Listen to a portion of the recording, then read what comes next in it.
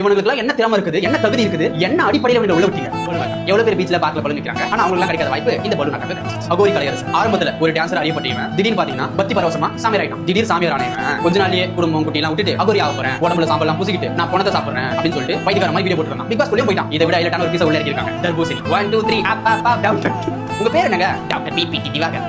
இவன் உள்ள போயிட்டான். இந்த மாதிரியான பல பீஸ் எந்த விதமான திறமையும் தகுதியும் எல்லாம் உள்ள போயிருக்கு. ஒரு சில பேர் தான் திறமையானவங்களே உள்ள இருக்காங்க. இதுல இருந்து என்ன தெரியுதுன்னா திறமைசாலிகளுக்கும் கடினமா உழைக்கிறவங்களுக்கும் வாய்ப்பே கிடைக்காது. இந்த மாதிரி ஆபாசத்தை காமிச்சிட்டு பைத்தியக்கார மாதிரி பண்ணிட்டு அதை மார்க்கெட் பண்றவங்களுக்கு தான் இங்க வாய்ப்பு அதிகம். இதனே ராத்திரியும் பகலமா கடுமையா உழைச்சி தான் திறமை எப்படியாவது இந்த உலகத்துக்கு காட்டணும்னு நினைக்கிறவங்க மனசுல நீங்க என்னத்தை விதைக்கிறீங்க? இந்த உலகத்தை நீ சாதிக்கிறதுக்கு உன் திறமை முக்கியம் இல்ல, உன் அறிவு முக்கியம் இல்ல, உன்னுடைய உழைப்பு முக்கியம் இல்ல. எங்களுக்கு தேவை பைத்தியங்களும் ஆபாசங்களும் இந்த கோமாளிகளும் தான். தங்களுடைய திறமையினால எப்படியாவது மேல வந்துடணும் அப்படின்னு நினைக்கிறவங்க உங்களை எல்லாம் பார்த்துட்டு என்ன யோசிப்பாங்க, என்ன நினைப்பாங்க? நாமளும் இந்த மாதிரி கோமாளித்தனத்தை பண்ணிட்டு ஆபாசத்தை காமிச்சாதான் நமக்கு சீக்கிரத்துல இந்த மாதிரியான வாய்ப்புகள் கிடைக்கும் போது பெரிய குழந்தைங்க சோஷியல் மீடியா யூஸ் பண்றாங்க. இந்த சின்ன வயசுலயே கண்டென்ட் பண்றது, ரீல்ஸ் பண்றது, இல்ல ஸ்கிரிப்ட்ஸ் ஏதோ பண்றது, அவங்களோட திறமை காமிச்சிட்டு இருக்காங்க. அவங்க உங்களை பாக்குறப்ப அவங்க மனசுல நீங்க என்ன விதைக்கிறீங்க, என்ன தெரியுங்க? இவ்வளவு நாள் கஷ்டப்பட்டு வீடியோஸ் பண்ணுங்க, நமக்கு ரீச் கிடைக்கல. அப்ப நம்ம இவ்வளவு மாதிரி பண்ணாதான் ரீச் கிடைக்கும் போல ஆபாசத்தை காமிக்கணும், பைத்தியம் மாதிரி பண்ணணும், கிறுக்குத்தனமா பண்ணணும் அப்படின்ற ஒரு கேவலமான எண்ணத்தை நீங்க அந்த குழந்தைகளோட மனசுல விதைக்கிறீங்க அப்படின்னா, கடினமா உழைக்கிறவங்களோட மனசுல விதைக்கிறீங்க அப்படின்னா நீங்க எவ்வளவு கேவலமா பண்ணிட்டு தெரியுது அவங்களுக்கு. நானும் பாக்குற சோஷியல் மீடியால கடந்த 3 நாளா ஒரே குழம்பலா இருக்கு. இவங்களுக்கு என்ன திறமை இருக்கு உள்ள போயிட்டாங்க. எப்படி இவங்க பிக் பாஸ் செலக்ட் பண்றாங்க? அப்படி என்ன டேலண்ட் இவங்க கிட்ட இருக்குன்னு கேக்குறீங்க. அவங்கள பத்தி உங்களை பேச வச்சிருக்காங்க பாருங்க, உங்களை குழம்பு வச்சிருக்காங்க பாருங்க, அவங்க பண்ற கோமாளித்தனத்தை பார்க்க வச்சிருக்காங்க பாருங்க. அங்க நிக்கிறாங்க இவங்க உங்க கையாளி அவங்களுக்கு லைக் பண்ண வச்சு, ஷேர் பண்ண வச்சு, கமெண்ட் பண்ண வச்சு உங்களையே யூஸ் பண்ணி உள்ள வந்திருக்காங்கன்னா இதை விட என்ன திறமை வேணும்? அவங்க திறமைக்காரங்க தான், நாம தான் முட்டாள். நான் உங்களை பார்த்து ஒரே ஒரு கேள்வி கேட்கிறேன்.